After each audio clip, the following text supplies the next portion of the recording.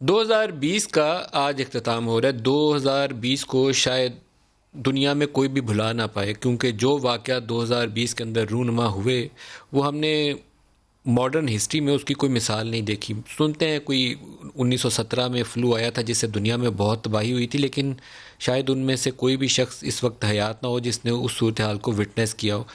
Corona 2019 کے بالکل آخری دنوں میں اس کا آغاز ہوتا ہے چائنا میں، اور 2020 میں پوری دنیا میں اس کی تباہیاں سامنے آتی ہیں۔ دنیا ہم نے ایک ایسی شکل میں دیکھی کہ پوری دنیا میں شٹ ڈاؤن ہو گیا، لاک ڈاؤن ہو گئے، فیس ماسک آ گئے، سوشل ڈسٹینسنگ، اور ایک ایسی خوف کی فضا تھی کہ جس میں یہ معلوم نہیں تھا کہ دنیا میں کیا بنے گا کل۔ پھر اسی سال کے اندر اندر ہی ایک نئی ڈیولپمنٹ یہ ہوئی کہ ویکسین جس کے اوپر عام طور پر 10 سال لگا کرتے تھے،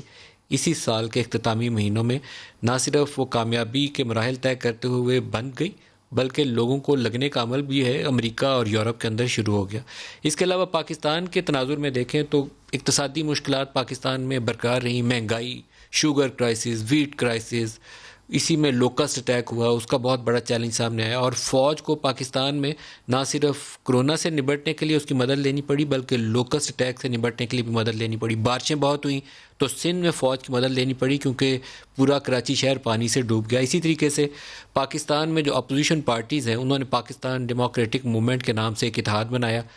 زوردار جلسے بھی کیے، اور سال کا اختتام ایک ایسے نقطے کے اوپر ہو رہا ہے کہ اس کے اندر دراڑیں بڑی کھل کے واضح نظر آ رہی ہیں۔